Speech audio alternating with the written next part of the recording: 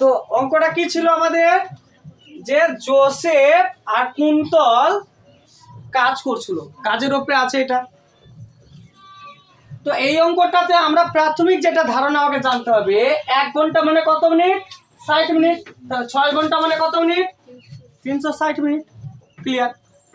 এবার বলছে একটা ভাষা বলেছে আমাদের বইয়ে, যে জোসেফ একটা জিনিস তৈরি করতে কুন্তলের চেয়ে 5 মিনিট কম সময় নেয়।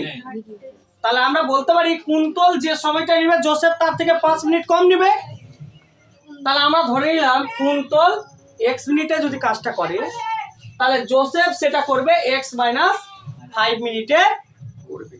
ক্লিয়ার এতটুকু? আচ্ছা, তাহলে কুন্তলের ক্ষেত্রে আমি বলতে পারি x মিনিটে ওই একটা কাজ করে, তাহলে 1 মিনিটে কত করবে, 1/x। 360 মিনিটে কত করবে, 1/x গুণিত 360 গুণিত বাই 1 1, তাহলে কত, 60/x। ক্লিয়ার এতটুকু? আচ্ছা, এবার জোসেফের ক্ষেত্রে দেখছি যে x - 5 মিনিটে কি কয়টা করতে পারছে, একটা জিনিস করতে পারছে। তাহলে আমি বলতে পারি এত মিনিটে একটা কাজ করতে পারে, x - 5 মিনিটে একটা কাজ করতে পারে। তাহলে 1 মিনিট আমার কটা করবে, 1/x - 5 মিনিটে করতে পারবে। তাহলে 360 কত করবে স্যার, 1/x - 5 গুণিত 360/1, 360/x - 5। তো এটা কুন্তল করলো এটা কাজ, আর জোসেফ করলো এটা কাজ।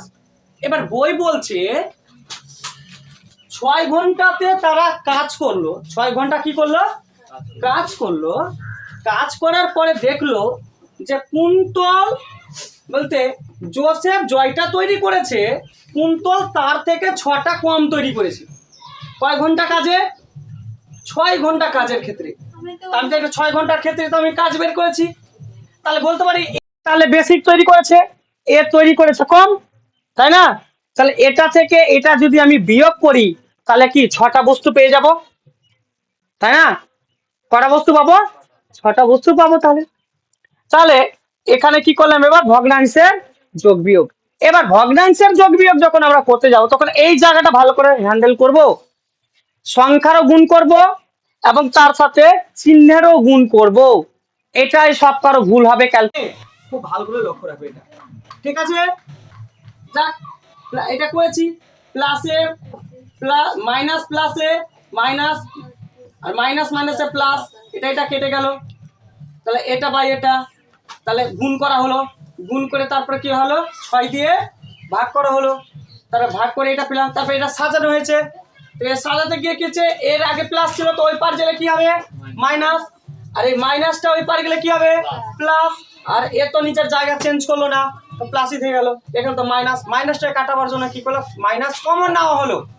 তাহলে মাইনাসটা হয়ে গেল প্লাস, আর প্লাসটা হয়ে গেল মাইনাস, প্লাস হয়ে গেল মাইনাস। তারপরে এখানে আসি,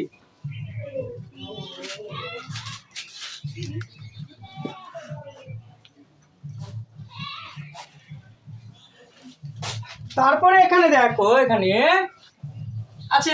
এবার হচ্ছে 300 কে একে দিয়ে গুণ করব, 300 গুণিত 1। তারপরে আমি বলতে পারি কি, 300 কে আমি কি ভাগালাম, মিডিল ফ্যাক্টর করেছি, তাই তো? তবে মিডিল ফ্যাক্টর করে দুটো সংখ্যা বের করতে হবে। তাহলে দেখ 3 5 এ 15, আর 5 গুণে 10, 10 গুণে 20। তাহলে 15 কে 20 দিয়ে গুণ করলে 300 হয়।